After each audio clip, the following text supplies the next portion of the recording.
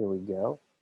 Okay, so welcome everyone. Welcome to the podcast with Tabor Shadburn, How to Live a Life of Passion and Purpose.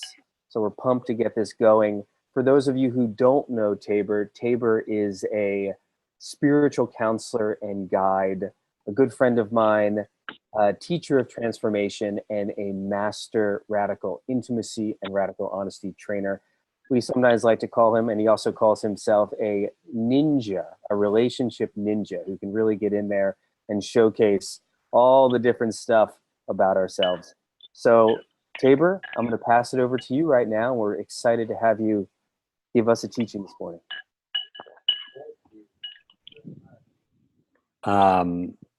And the subject of today's call, even though once we get going, who knows where we end up, but the starting point at least is what I call living a life of passion and purpose. And this is about the possibility of living a life that is primarily oriented around following the things that you are most passionate about and serving the purpose that you have discovered for yourself as kind of the guiding principle of your life. And in my experience, this is sort of like having upgraded your operating system. This is like being a slightly different, a largely different kind of human, because most humans aren't oriented around that. Most humans are, frankly, wound-driven rather than purpose-driven. In other words, let me backtrack a little bit. When a human being comes into this world, at least this is the model that I'm going to present, which is not the truth, but hopefully it's a useful truth or a useful story about being a human being to help us orient ourselves. So when a human comes in through the combination, there's somebody that needs to be unmuted or something. I hear some snap, crackle, pop. Can you hear me? Yep. Okay, I'll mute. All right, thank you. When a human comes in through combination of birth and parents and culture and whatnot, they get their own special flavor of wounding. They get their own special combination of challenges that they have to deal with. And in response to those, they develop their own special arsenal of defenses, their own self-protective strategies that they employ in service of dealing with the wound. So say that you came in and your household was volatile and you never knew when somebody might explode. Then maybe one of the defense mechanisms you developed was to be vigilant. Oh, am I supposed to be showing on the screen now, John? Because I only see you on the Zoom. Can you see me on the Zoom? I can see you. Okay, very good. All right. So then maybe in response to that wound of a lack of safety or predictability, the person develops this strategy of vigilance, and they're kind of like always on the lookout and they're always watching. Or, in response to the possibility of being criticized, that person becomes a people pleaser and starts getting good at reading other people and telling them what they think they want to hear. Who knows what the particular wound is and the particular strategy that people develop in response to it is. But what that leaves is at the end, once a human being is grown up, they are unconsciously all the time working these various defense strategies, and they aren't usually even conscious, but you could say that person is being run by them rather than that person running the programs. The programs are running the person, and there's a kind of low level anxiety. There's a low level, sometimes high level anxiety and pain in the background of the way that people navigate through life. So there is a possibility of reformatting that person.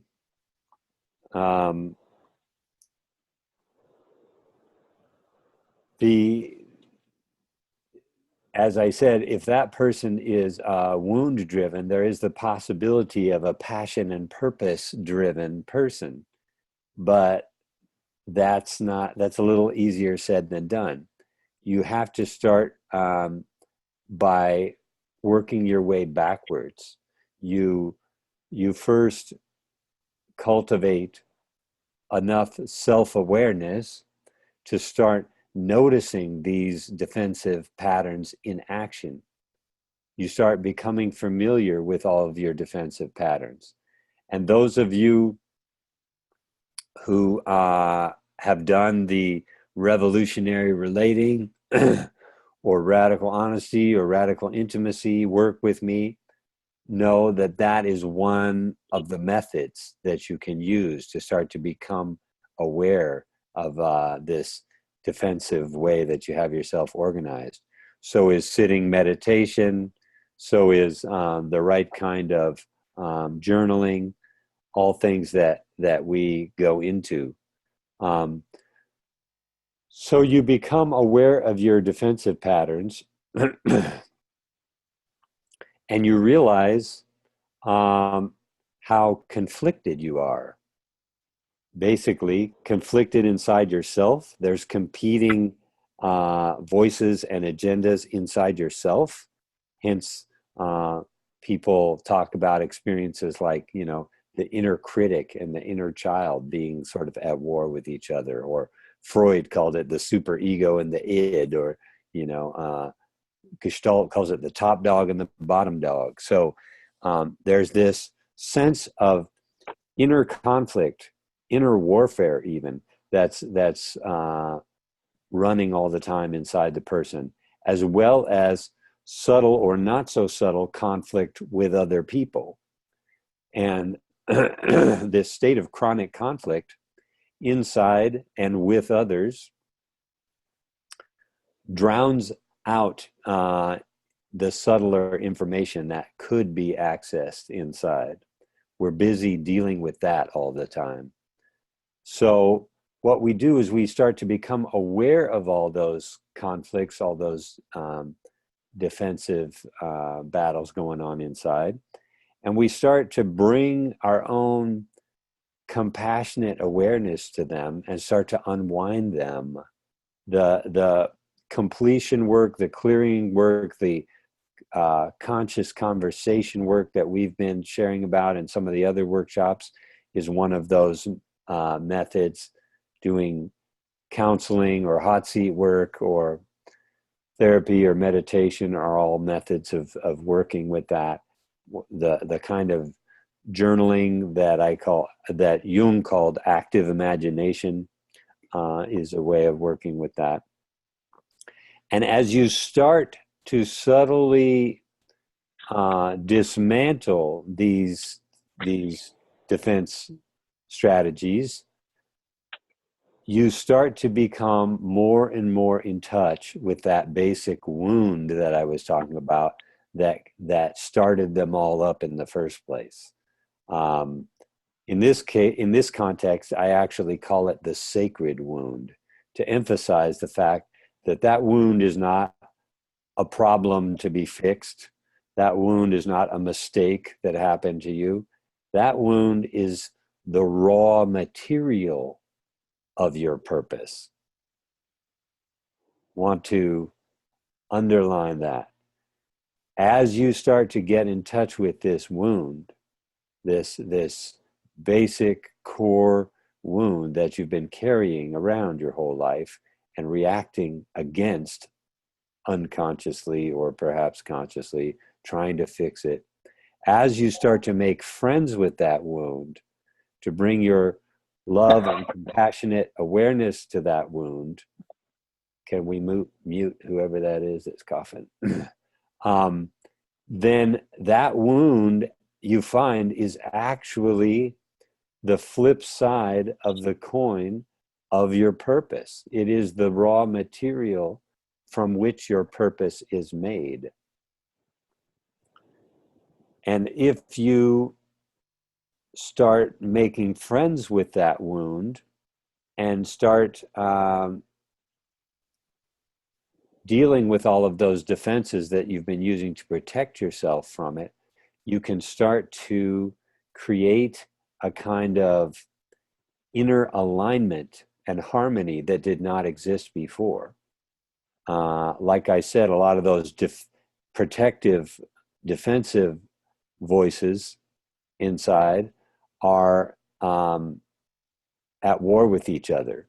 And not only that, they are protecting you not only from your wound, but from your purpose, because they are afraid that your purpose could mean trouble, which is understandable because the soul level of you, which generates your purpose, the soul level of you, which sustained that wound, doesn't actually care that much about keeping you comfortable. The soul, your soul's calling is about transformation and embodying love in the world, which is sometimes a not comfortable process. Whereas those ego self-protection mechanisms are all about keeping you comfortable at all times. And so there's a basic conflict there between these egoic self-protection mechanisms and this purpose-driven soul purpose level. So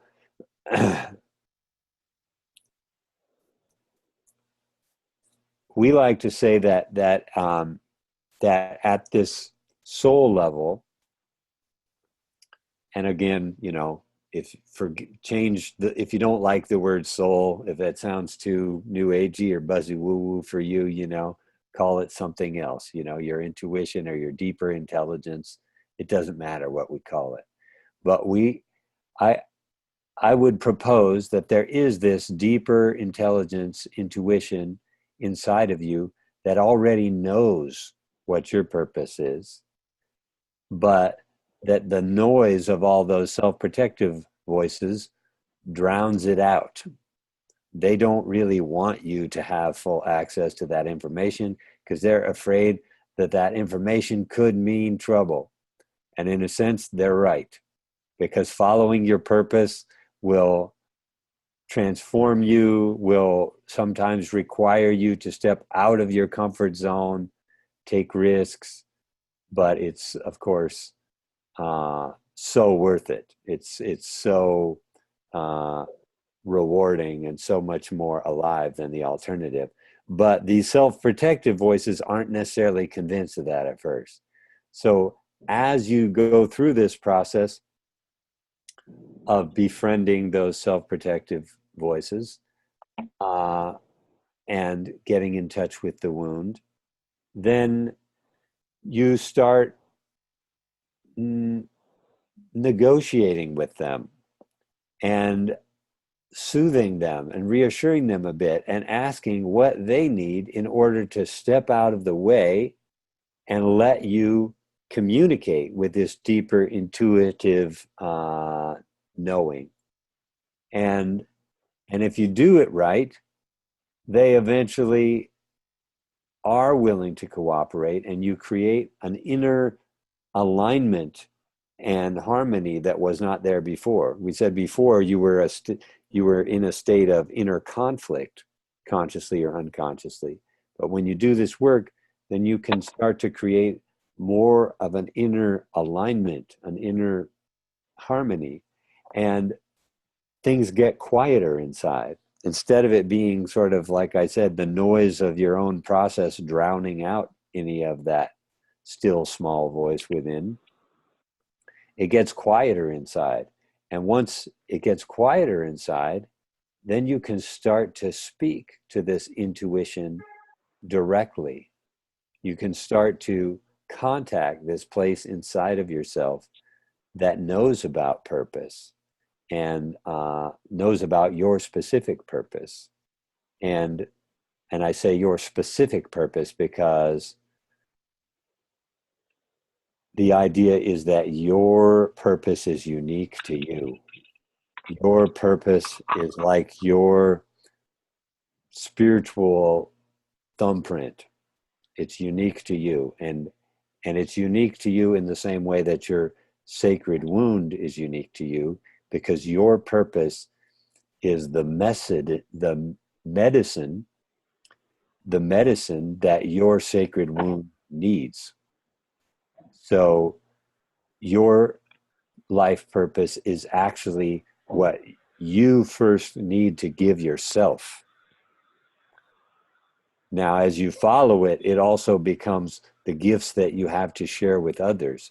But the trick is that you actually have to give yourself the gifts that you will give others first. First, you give those gifts to yourself, then you can give them to others. And it's because it's what you need that you get good at. We got another need of a mute. I'm getting loud pop. It's because you need it yourself that you develop it in the first place. And as you develop it to heal yourself, it also becomes the way that you can contribute or heal others, contribute to or heal others. Okay, let me take a moment here. Kind of on a hurried download mode. It's a big topic that I'm trying to put in a very small package here to at least start our conversation.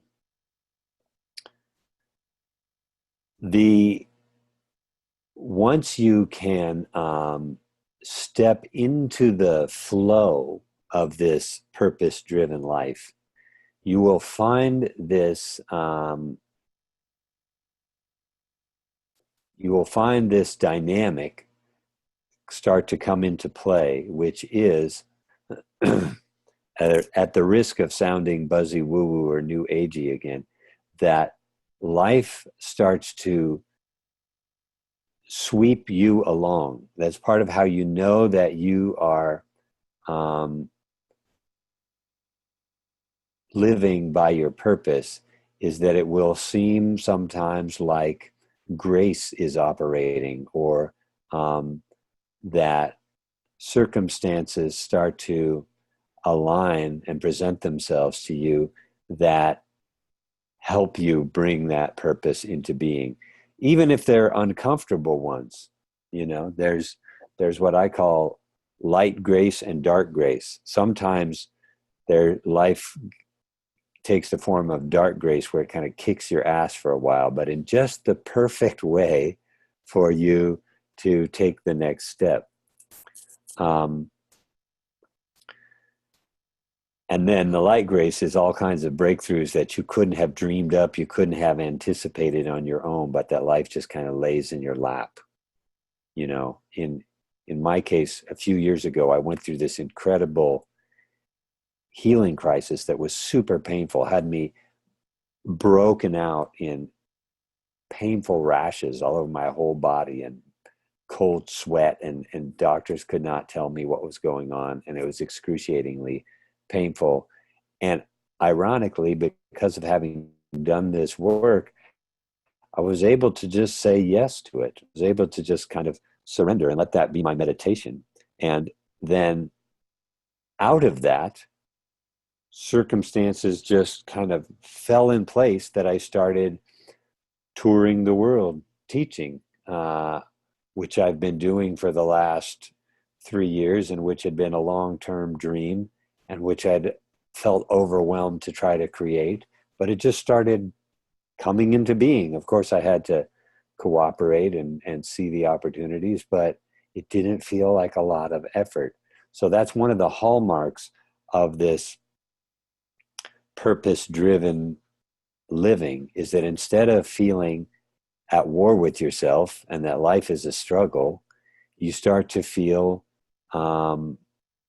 like you are in the flow and that life is sweeping you along, which is delightful. The truth is, to make a little confession, I sometimes feel a little embarrassed about how good my life is. How, and I went through lots of struggles. I did lots of dark night of the soul time and stuff. But at this point, I travel around sharing what I'm completely passionate about. I don't even really think about money. I think about my purpose. I think about serving this purpose that feels so true to me. And money is just a byproduct of doing that. And there's zero question about the organizing principle of my life. It is this work. Another misunderstanding and then I'll get off and start inviting questions. Another common misunderstanding about life purpose is that it is a job description. Oh, it's my life purpose to be, a doctor, or it's my life purpose to be a plumber, or whatever it is. It's not, although usually the professions that people think are their life purpose are fancy ones, not like being a plumber. It's like, high prestige professions that they think their life purpose is. But for our purposes, your life purpose is not a job. It's kind of a way of being and an impact that you have on other people. So for instance, in my life, one of the ways that my purpose was, if you will, spoken to me, because that's actually been my experience. I've sat quietly in meditation and heard words spoken to me about my purpose. And one of those was, you help people. And of course, I'm first in the list, first in the line of people that I help. But the words were, you help people get to really know and love their own insides, the light and the dark, and then to open-heartedly share themselves with others, creating deep, soulful connection. So you see, that's a way of being. It's not a job.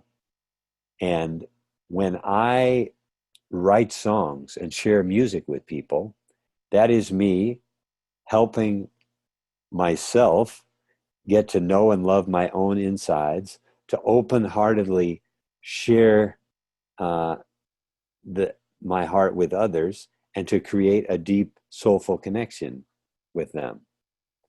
On the other hand, when I teach the art of revolutionary relating, or radical honesty, radical intimacy, that is, again, helping myself and other people get to really know and love their own insides, open-heartedly share themselves with others, and create deep, soulful connection. So the purpose is a way of being. It's a kind of transformation that can be supported through different activities. And when you get really hip to your purpose, you'll see how the way that you do different activities is purpose driven or not. If I get into teaching, in a way that doesn't serve that purpose, that doesn't have that quality of knowing and loving your own insides, open-heartedly sharing and creating deep soulful connection, then it's not my purpose anymore. It's just teaching in some way that I think I should. Or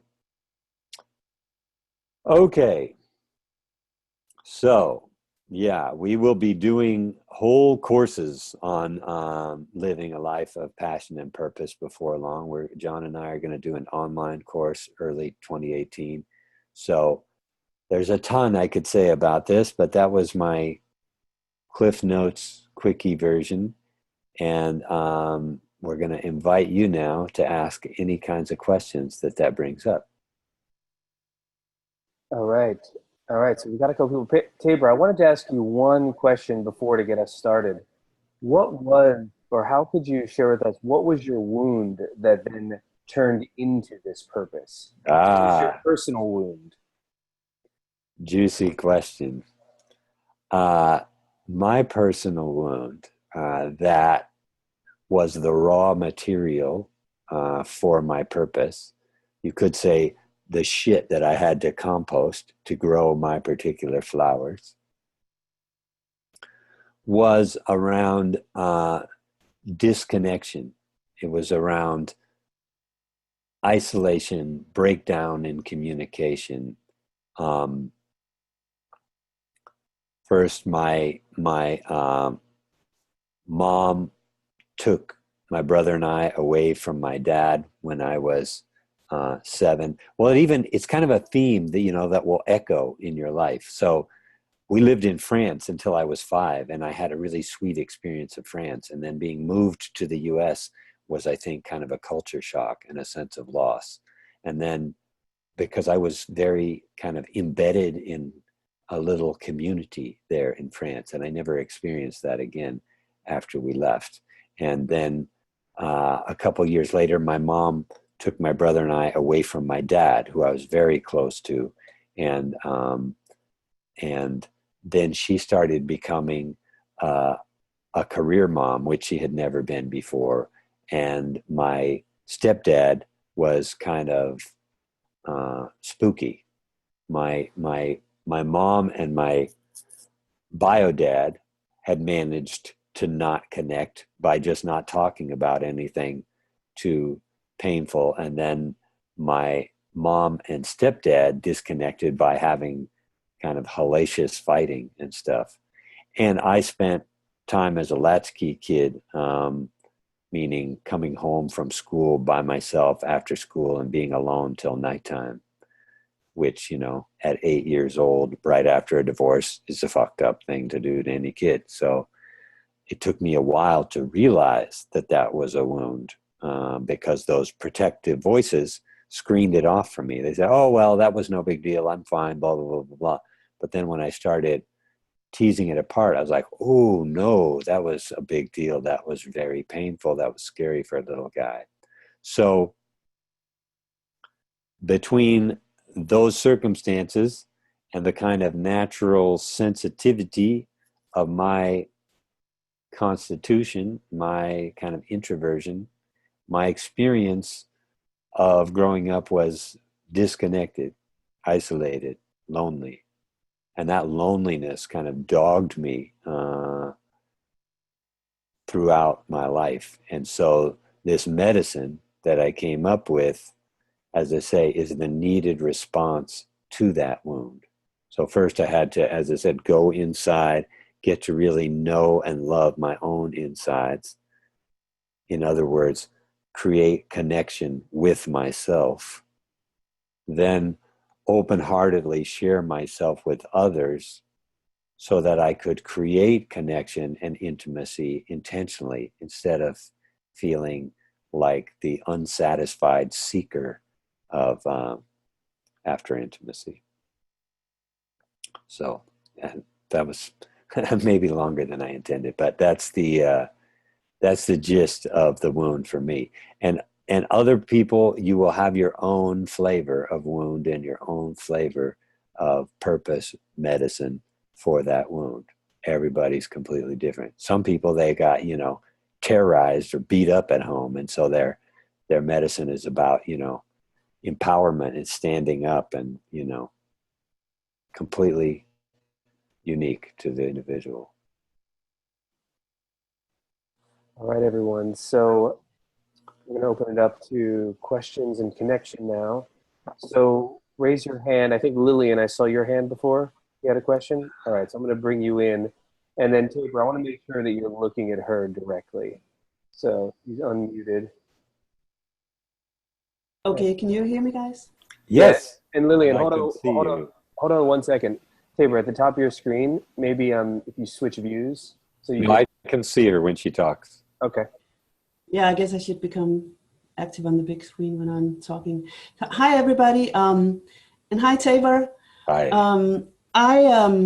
I recently started down the path of gaining awareness and acceptance and getting to know myself. I am far from there, but I feel that I will get there, and one of the big things for me in getting there will be utilizing this radical honesty community that I've recently come in contact with.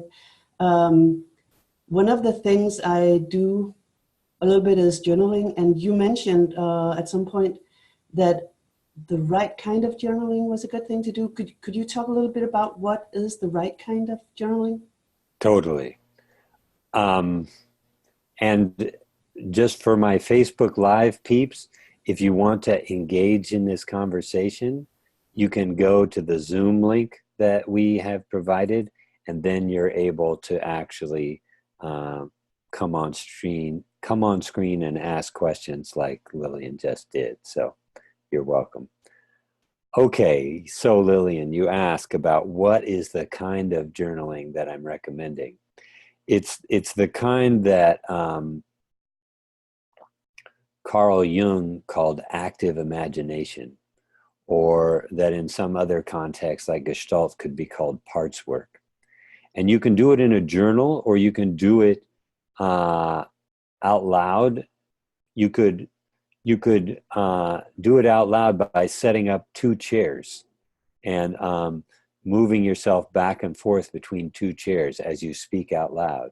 Or you can do it in a journal by writing what basically looks like a script, a movie script or a screenplay, where you notice the voices or characters that are alive inside you. Like if there's a critical voice that's talking at you that you could call the inner critic or the top dog or the judge or something, you would say, judge. You would write down judge, colon, and then you would just write down what the voice inside your head is actually saying.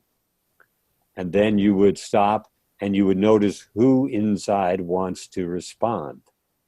If it's, your wounded little kid, then you could say inner child. Or if it's, the excuse maker, then you could write that. Whatever seems like the best name for the part that is active inside of you. And then you would write that name and the colon and respond back. And you would record the conversation outside that's going on inside. And then you can start to become curious about those voices and start interviewing them and asking them questions. That is so cool, and totally not what I had expected you to say, but it's definitely something I'm going to try. It's actually the exact same thing as we try to do when we talk to each other and when we meditate and when we try to be present. So thank you for that. I'm going to try and play with that. It's very different from the journaling I've been doing. Very different.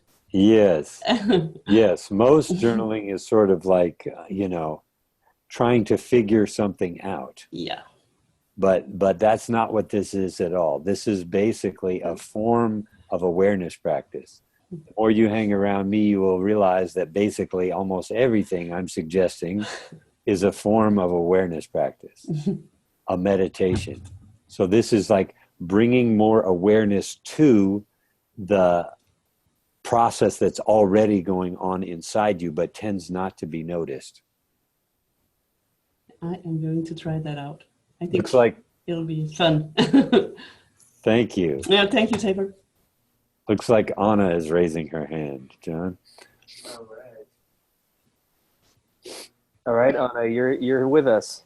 Hi. Nice to see everybody this Saturday morning. Yes, good to see you. I gotta miss everybody.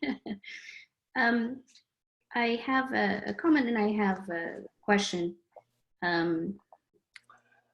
It's interesting what you said about the journaling. I've started a kind of therapy to try and deal with my trauma. It's EMDR. And one of the things that we did this past session was absolutely me. I'm a doer. I need to do things, and if I can do things with my hands, it's even better. So the therapist asked me to do what you just talked about, have these voices speak and get into the different personas that are speaking to you. And the way we did it was to use my dominant hand to write down what, for instance, a person of authority and what that person would say to me. And then with your non-dominant hand, respond to it.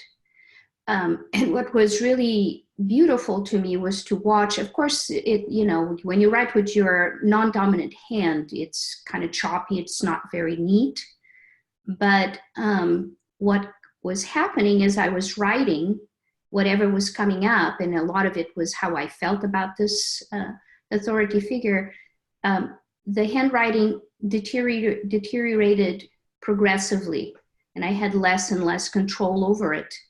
And it turned into like child scribbling. And it was really powerful for me to see that, because what was happening was I was really descending into that child that had been wounded by that authority figure. And it was very revealing, very beautiful Great. process. Mm-hmm. Cool. Good for you. And thank you. Yeah. And that brings up another aspect of this kind of work.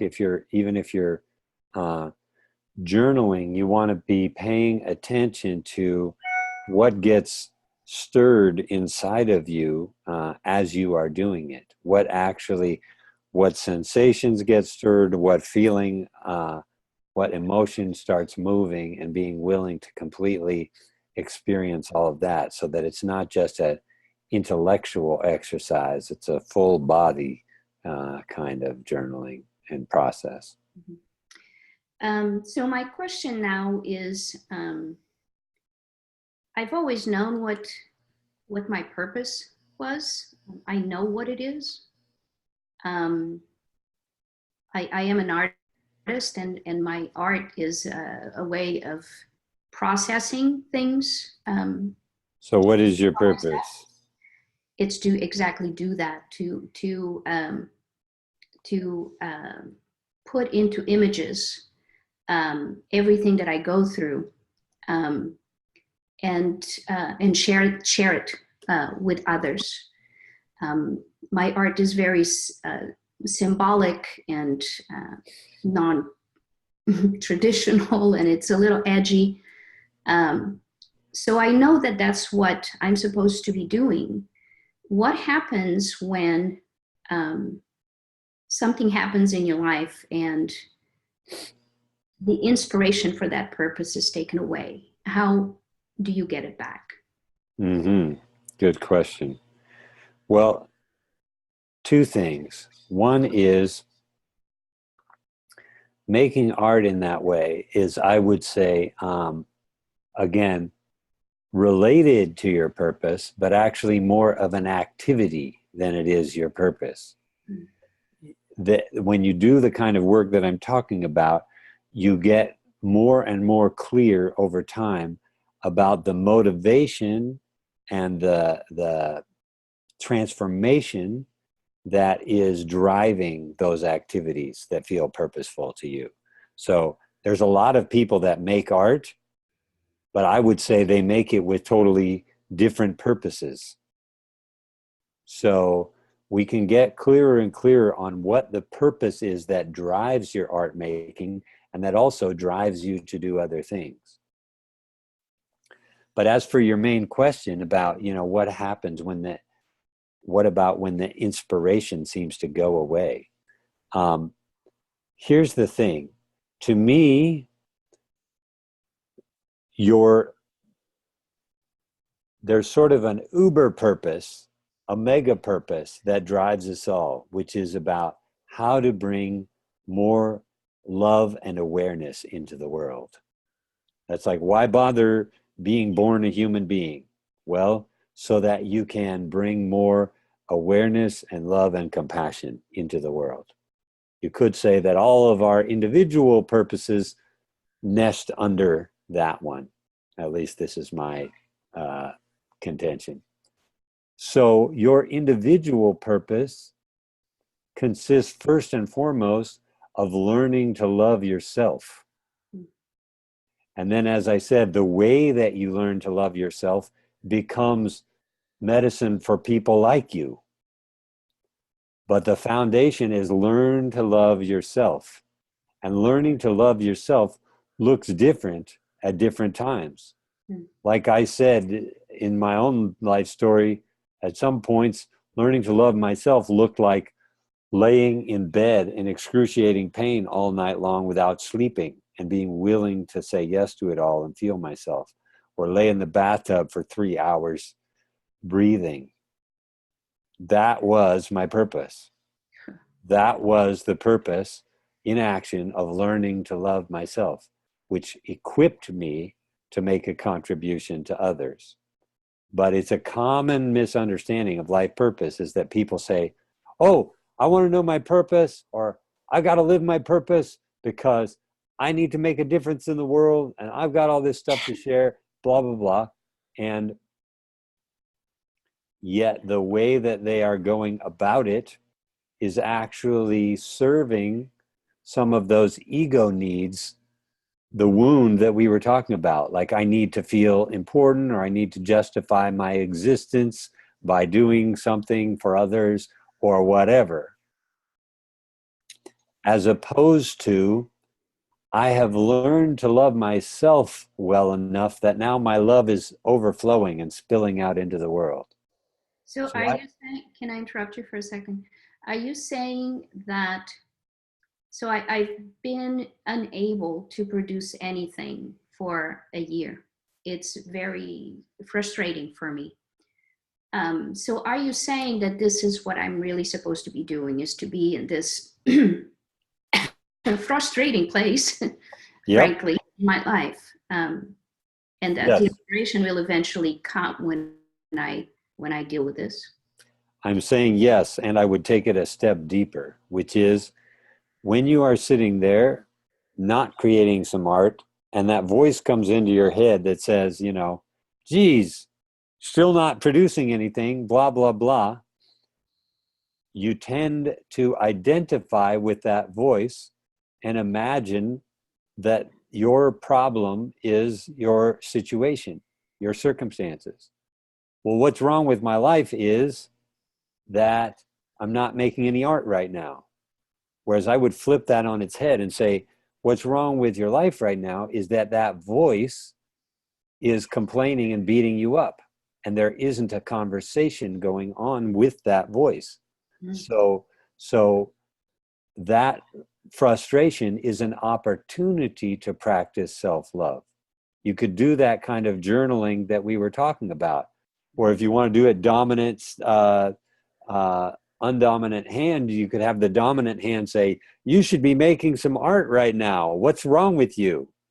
And then the other voice could say, I'm not feeling it. I don't know what to do. Right. And the other voice says, well, I'm mad at you for not knowing what to do.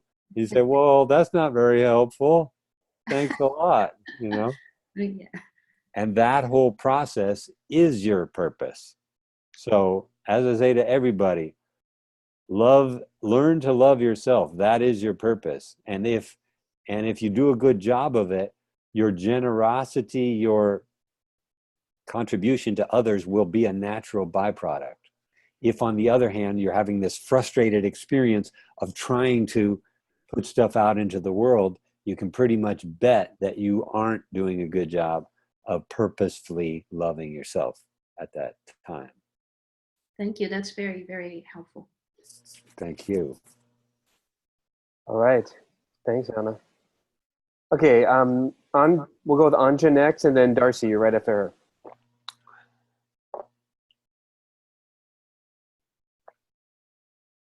Unmute.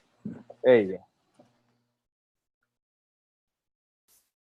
Anja, we can't hear you right at the moment. Can't hear me? There you go. Okay, you can hear me. Yes. I'm maximum nervous.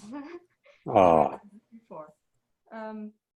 I like to connect to the last question, and if it's like a belief system that is breaking me, pushing the brake for me to go on in my life, I should say hello first. I have a feeling that I know my purpose too, and there's this idea of loving myself would bring out some expression in the outer world. For example, living in a nicer place. I'm not in peace with the flat where I live in and the area where I live in. And there's this belief system, and I can manifest my outer life. I understand that it's all about being in the presence, but I also have the feeling I want to become active for creating my future. And I distract myself in looking for places where I would like to move within Germany. And at the same time, I think, well, I shouldn't do that because I'm distracting myself from being present. And do you get it? It's like this vicious cycle somehow. yes. Your very question, or the way that you ask your question, demonstrates the process that I was talking about before. And Yes. Tabor, would you mind just repeating what you heard of the Yes. question as well for the Facebook people? Well, she said something about, I know my purpose, and I know I should love myself, but I'm sort of impatient to manifest things in the world. And part of that is I'd like to live in a nicer place, but I'm not sure where in Germany I want to live. And what struck me, as I say, louder than the content of what you were saying, was the process of how you were saying it, which demonstrated that thing that I was talking about earlier about inner conflict. So to me, if it's not too presumptuous, the way that you ask the question demonstrates the way in which you are conflicted with yourself.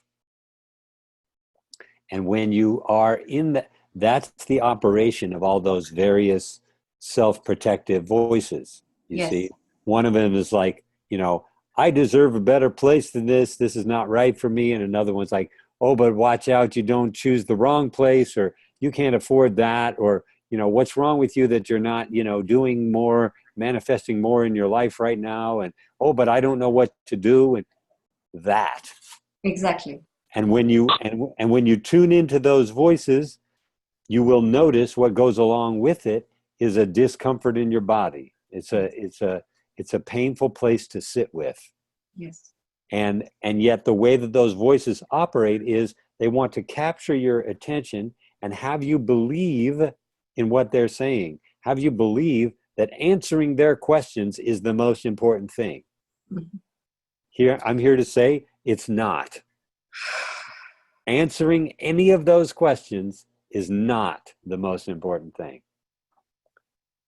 What's more important is to notice the tone of voice of those questions, if you will. Notice the process of the way that they are talking to you. Is this a loving way that I'm talking to myself right now? No, this is not. So you begin this process of really tuning into how am I doing myself right now, and beginning to love the different parts of yourself that are coming up, and acknowledging their fear or their anger or their whatever. And of course, the counseling work that I do can help in that, or the clearing conversations that we've talked about with other people can help do that, because part of the wound that drives that inner conflict has to do with unfinished business with our families, with our stuff. So there's a lot that you can do, but the point is, job one is to not pretend that your problem is your circumstances. It's not. Your problem is not having that kind of inner love and harmony going on. Because once that is going on, then those problems are not problems for you anymore. It's just kind of like, well, what do I most want? I think I want this. And you start moving in that direction. Or what do I most want? And you say, I'm not really sure. And you say, oh, okay, I don't know what I want. So I will just sit with not knowing what I want. And that won't be a problem for me.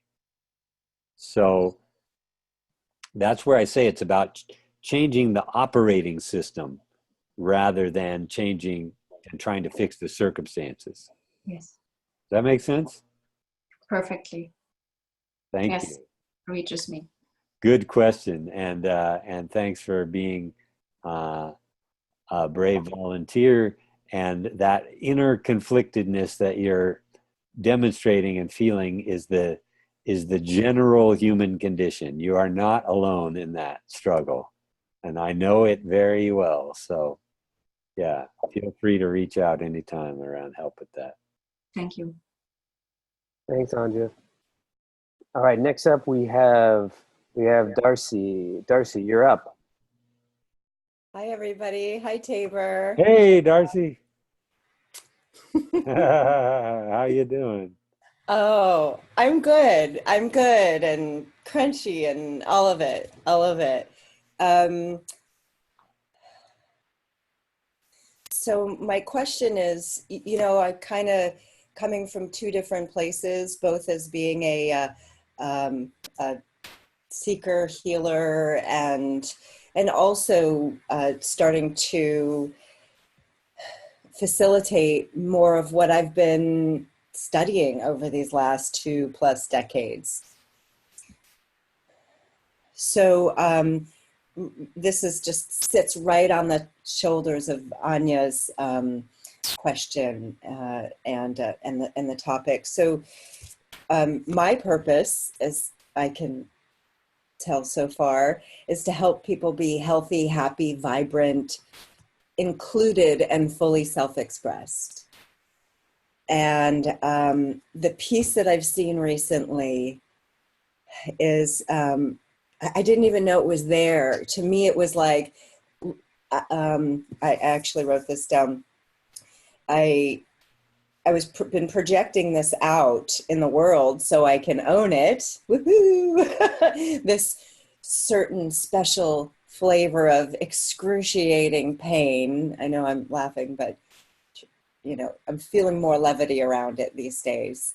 So I had this experience where I was working on a trigger, and then when I come to drop down deeper, I realized that, oh, there's this part of myself, my little self, that has needs, is needy, and then the big part of another part of myself that's, I feel even a little sad and nervous to say this out loud, but that was mad at this other part and didn't even want this part to look needy, because that doesn't look good in my judgment of this one part. So I had this dialogue between the two and just really grieving, and both parts said, I'm sorry and I love you. And my truth, my greater truth, is I want to experience ridiculous amounts of love and intimacy in my life. And I both want that and I resist that and I fight that and I judge myself for that. And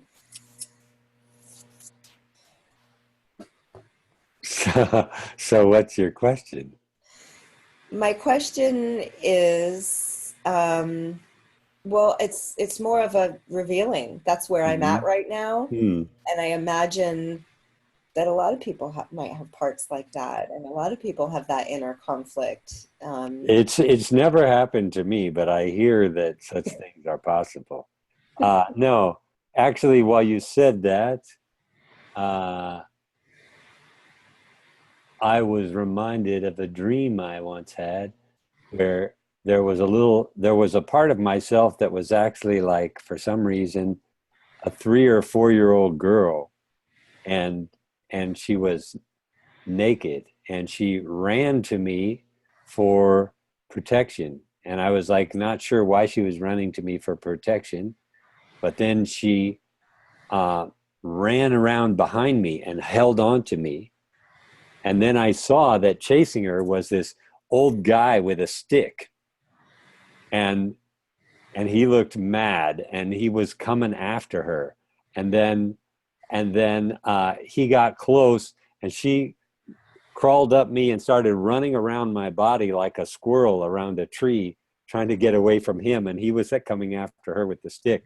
And I was like, whoa, hold on. I was like, I'm the one stepping into the breach here to reassure her and stop him from smacking her and stuff like that. So that's just a symbol for this kind of self-loving action that we're talking about. Yes, you become the mediator, the facilitator of the healing dialogue between these various parts of yourself. And nobody gets to be made wrong, even the one who wants to make you wrong, even the one who's self-critical, self-judgmental. The trick is not to turn around and judge the judge and say, oh, you're a mean old judge. You shouldn't be here. If you start, again, there's a lot to all this work and we're just kind of doing the Cliff Notes version. But if you start really working with those parts, you can get them to reveal themselves to you and say, how are you trying to help me in this way? How are you trying to support me and help me by giving me a beating? Because guaranteed, those parts developed because they thought they were needed. They thought that they were going to help you, save you, serve you, protect you. And so we start disarming them with our ridiculous amounts of love, and they start to reveal themselves and relax a bit and be willing to consider a new job description, that's not so harsh. So yeah, that is the process. And the more that kind of harmony can be created inside, then the quieter things get, and the more you have access to this voice of intuition or guidance or soul or whatever you want to call it. Thank you. Thank you, Tab. Thank you. Thanks, Darcy. Yeah, Tabor, I was very moved by that, the way you asked that question, too. Since so many of us have that shoulding voice, what is the way that voice is trying to help me by giving this beating? And then bringing compassion, awareness, and love to that voice. I was like, oh, wow. All right, Kelly, you are up next. Yay. Tabor G. Hey. Hi, Kelly. Hi there. Hey, everybody. So I noticed my heart's kind of do, do, do, do, do. And I simultaneously feel so tender. There's a way that with you, Tabor, talking about allowing and giving space to all these parts, there's so many parts of me that are like, oh, thank God. Mm-hmm. Like, I've been trying to get your attention. So I feel like just welcomed in such a way that I feel so tender. Thank you. Mm-hmm. So I wanted to ask about like something that comes up for me that's pretty sneaky is my wantings. Like I'll cut myself off at the pass. I'll kind of create my case as to why, yeah, gotta take the next train out. Nah, this isn't gonna work. All because I'm actually afraid to face what I actually want. And there's this understanding, at least intellectually, that I both maybe I'm afraid of not getting it, but maybe I'm afraid of getting it. And then what will I have to do to keep it? So I just wanted to ask about this vulnerability. I'm shedding some light on it, but I know that you're so masterful at this. So I wanted to bring this piece. Thank you. Great question. So it's about noticing how you cover up your authentic desires and wanting with these methods of changing the subject or minimizing them, or yeah. So one way that you could symbolize that little dance to yourself, because when we talk about parts or when we talk about all this, it's just we're making symbols that support us in doing the work. They're not the truth, but they're models that are hopefully helpful. If they're not helpful, then try something else. But one way of symbolizing that is you could say that spontaneous wanting is like an inner child part. It's like a kid, because little kids don't have trouble being in touch with what they want. Little kids come into the world like, I want that, I want this, they're just like wanting machines, right? And then they learn that that's somehow dangerous or humiliating or can be a big source of trouble. And so they come up with all these strategies for dealing with how compensating for how desirous they actually are. So that by the time you get to be an adult, yeah, it's much cooler to act like you don't need much. Seems safer, seems more mature, seems more grown up. And definitely it's better if you want more from me than I want from you. That's much better, because that gives me more power than you. So you could look again at these spontaneous desires and wantings as like an inner kid or multiple inner kids, and then these other parts as self-protective, like, oh no, we're not going to let you make us look bad. We're not going to let you drag us into the situation where then that person says no to us and we feel humiliated and embarrassed about having even asked, or shamed or criticized for being so needy in the first place, or whatever. So these various strategies that you have for minimizing what you want are, again, self-protective. So you could ask yourself, you could ask those, what are you protecting me from? What's the worst possible thing that could happen? And you can also start to develop, as it were, another part inside yourself, a compassionate voice inside yourself that says, I hear you really want this. I support you in asking for it. And I want to remind you that the answer no is just as good as the answer yes.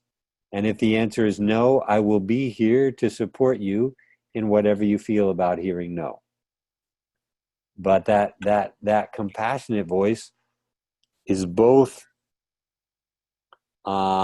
supporting you in being assertive, asking for what you want, and reminding you that everybody else has every right to say yes or no, and that it falls to you to comfort yourself and support yourself regardless of what the answer is.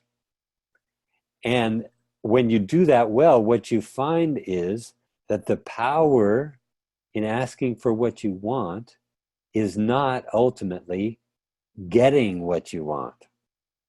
It's a fringe benefit when it happens, but that's not the real power. The real power in asking for what you want is that it's an act of self-love, and that the very act of asking is you sending a message to yourself. I value you. I will take care of you even if the answer is no. I've got your back. So the power is in getting good at asking, not getting good at getting everything you ask for. When you get good at asking, you will sometimes be shocked at how much you can have that you didn't anticipate. But even if your lesson for a while is just hearing no repeatedly and loving yourself in the face of that, then that's perfect. Thank you. Thank you. Thank you. Okay, thanks, Kelly. So we're going to see, Farida, you're up. Are you good to talk? Okay. So Farida said that she might not be able to talk. So we're right at getting close to the end. We have time for one more question. Does anyone else want to ask a question? Okay, Manal, do we have any questions from Facebook? Where my menfolk at? Any menfolk with questions? Putting Simon and Jesper on the spot. Gotta represent. No, you don't gotta represent. Just giving you a chance. It's an interesting. Okay, Callum's waving a hand. Callum and Jesper. Okay, both. Well, Jesper, you already unmuted yours, so. All right, they're both deferring to each other. Great. One of you take charge. All right, I'll take charge. Great. Tabor, I want to thank you. The metaphor of your wound, or in my case, my shitty childhood, is the manure, the compost on which I'm going to grow my flower, was a really, really powerful metaphor. Right now, I realized that I have this script that I've been using and telling myself when things go wrong, oh, it's because I had a shitty childhood. I'm having these patterns of reaction because of this happened to me. And the process I'm in right now is rewriting that script. I would love some guidance on that process. I heard a lot today. I'd love some more specific guidance on the script in my head, rewriting that.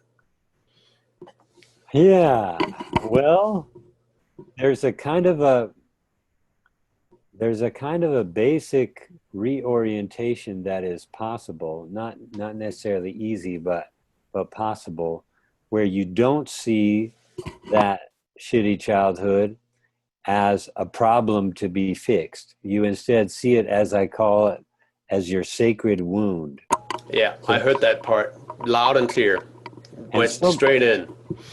And some of us, frankly, have more severe sacred wounding than others. And why? Who the hell knows, you know? The sweet spot is both being in touch with your sacred wound and in touch with your response to it, or your resources, you know?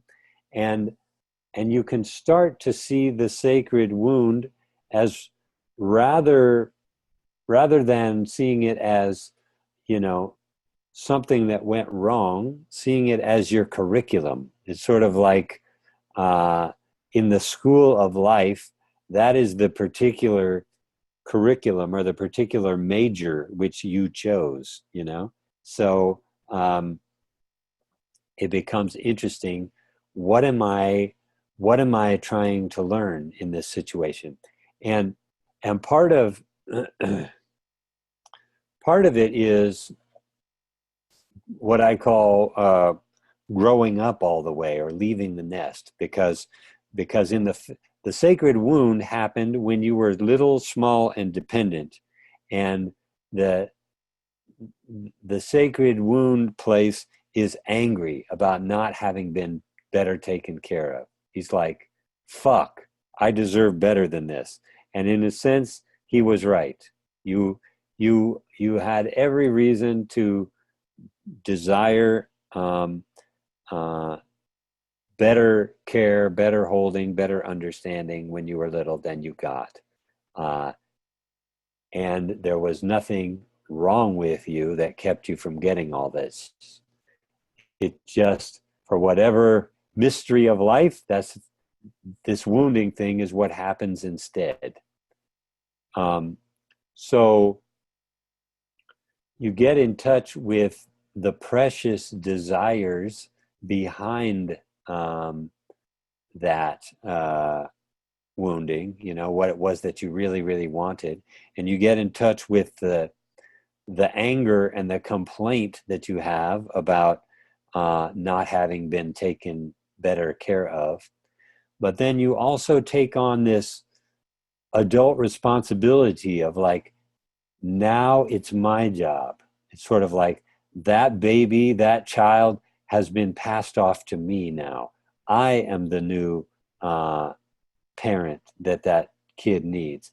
And so you start to look at how you unwittingly perpetuate what was done to that kid right now, every day. So, for instance, in my case, that wound had something to do with neglect, abandonment, not being emotionally seen and held, communicated with. So I started to get on to the fact of how I was, as a grown-up, every day neglecting and abandoning myself, failing to really look at the truth of my own experience in a loving, empathic way. So I had to kind of become the parent that I had always wanted for myself. And that is part of the purpose. That is part of the medicine. So, what would you, I better wrap up pretty quick here, but how would you characterize the wound that you sustained? So part of it was not being seen for who I was, and part of it was neglect, and part of it was walking around on eggshells in an explosive, emotionally abusive environment. Mm-hmm. Mm-hmm. So again, I would ask, in what ways do you not see yourself? In what ways are you not being understood or put at ease or put reassured? I think part of it is I've not been good enough at seeing myself Mm-hmm. and respecting my own needs. In my eagerness to make sure that the treatment I received as a child does not happen to people around me, I forgot to take care of those needs that are still in some way unfulfilled, at least by myself from back then. Yeah. Well, this is just popping into my head as something that I sometimes give to people. I'm going to take what you said literally about not being seen, which is, what if you went into the bathroom or wherever a few times a day where there's a mirror, and stand in front of that mirror and just look at yourself for a while. Study that face. Notice how you feel inside your body while you're looking at your face. Ask yourself, Jesper, how are you doing right now? And then answer. Amazingly spot on. That's amazingly spot on. I hardly ever look in the mirror, and I'm having a hard time actually looking at myself in mirrors. So I've been trying to buy something called a true mirror that does not show a mirror image of myself, but show myself as other people see me. But it is one of those things that I don't do very often. And with this exercise, I'm going to embrace that. Maybe you could even get a hand mirror, that you can have with you, and just again treat it as a meditation. I said earlier that everything that I'm sharing is basically awareness and compassion exercise. So look at yourself in the mirror and notice how you feel while you're looking. notice how you make it hard for yourself to look, and notice that voice that comes up that's less than kind. Maybe it's a critical voice that pops in when you're starting to look, and ask yourself, how are you doing right now, Jesper? And listen for the answer. And what do you need? What do you want? What comes next for you? How can I support you right now? And that's, that's like the journaling. You could do the same thing in the journaling, but the intuition just inspired me to suggest the mirror piece. So I'm happy to hear that's got a charge for you. That's the way the intuition works. So yes, perfect. So practice seeing yourself, literally and metaphorically. Thank you. Thank you, Jesper. All right. I probably better start to wrap this up. Thank you, all you kind people, for coming and being with us on this Saturday. Thanks for sharing your time. Letting you know about stuff we've got coming up. There will be not one, but 2 live video calls on December 12th that I'm calling Surviving the Holidays and Consciously Creating Your New Year. Because, like I said, the sacred wound and the emotional baggage that we carry got its genesis in the bosom of our family. And so holidays are often a challenging time. They can be a really sweet time, but they can also be a challenging time. So we'll talk a little bit about how to make the most out of the holidays for either healing as that's needed, or creating deeper love and connection with your peeps. And the possibility of consciously creating the new year in the way that we've been talking today about purpose. And we'll do that at 2 times, since we're speaking to people all over the world. In case you hadn't noticed, there's people in Germany and England and East Coast and West Coast of the US. So we're going to do 2 times on December 12th. 7 p.m. Pacific and 6 p.m. CET. So that's 9 a.m. Pacific? I'm not sure. Anyway, you can find the details. We're gauging it so that people in different time zones will be served. And John and I are going to do an 8-day retreat in the Hollywood Hills in March, the March 3rd through 10th. And that's amazing. So for anyone who can make it, that is sort of the royal road to this kind of work, is to live in community with people for at least a week. It's amazing. And I'll also be doing an 8-day retreat in Italy for you Europeans. That'll be beginning of June. And speaking of passion and purpose, John and I will be launching an online passion and purpose course in early 2018, probably February or something. You can go to our website, taborg.org. That's TABERJI.org for details on all of this. And there's a live video calls page there. So if you go to taborg.org/live video calls, then you will be able to sign up for the next webinar and see recordings of past webinars and all that goodness. So, and as always, I'm available for counseling sessions or to facilitate conversations with people in your life, help you make friends with that sacred wound and give it the medicine it needs. So feel free to message me on Facebook or contact me through the Tabor G site, or write to me at support@churchofsoul.org. All right. Tabor, I wanted to throw one thing out there for everybody on this call as well. So you know that we're doing these calls monthly. So just as you know, you've seen what happens on these calls, that you can really ask kind of the burning question for yourself. So until the next call, maybe just pay attention to what is the question that's most alive for you. Maybe note it down at some point. So when you come on the call, you can see what comes up, but you also have an opportunity to chat with Tabor with the thing that's actually most burning. And the most juicy questions are the ones that are often most revealing for yourselves, but also helpful for all of us.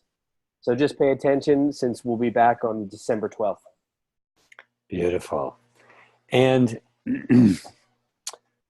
this was kind of a content-rich or talky call, because there was a lot to share about the topic.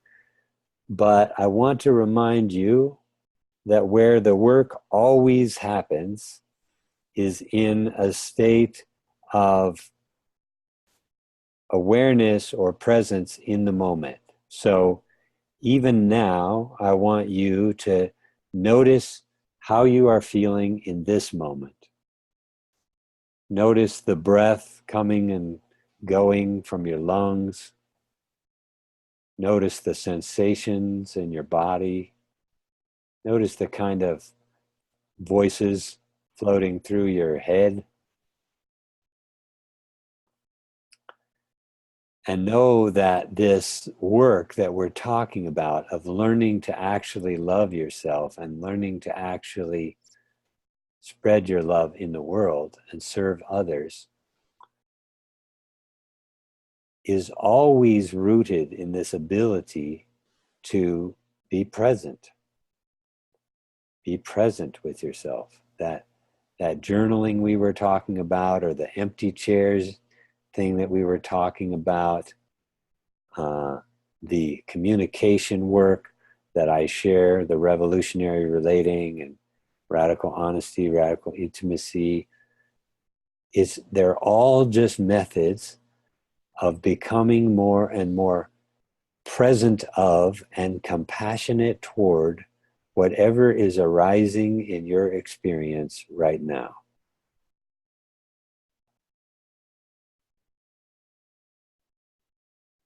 And I noticed in myself, we had a bunch of technical difficulties at the beginning of the call that got me a little frazzled, and then I thought I needed to squeeze in lots of information about the purpose thing. So I noticed myself in the beginning of this call getting kind of rushed. And for the most part, that is what I try to heal myself from, is any illusion that what I get done is more important than how I do my doing. Whereas in fact, I think how I do myself is the most important part. How I connect with you, how I connect with my own insides. Moment by moment, you have the opportunity to be an ambassador, an emissary of love, in the way that you deal with yourself, in the way that you deal with other people, even if in the way that you deal with your own anger. You can be an emissary of love while being totally honest about how angry you are at a given moment towards someone else or towards yourself. Love is bigger than feeling a certain way. Love is the embrace, the space around whatever comes up. Good, bad, ugly, light, dark, doesn't matter. Love can welcome and embrace all of that.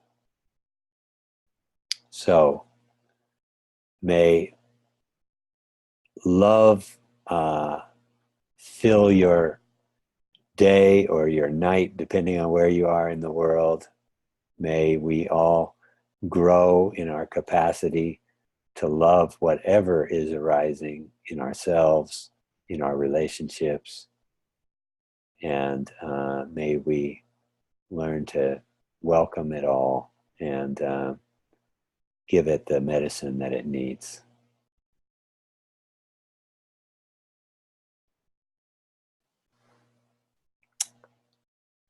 Anything else, John? All right. Sayonara, people. Thank you much. Have a good Saturday, day or night.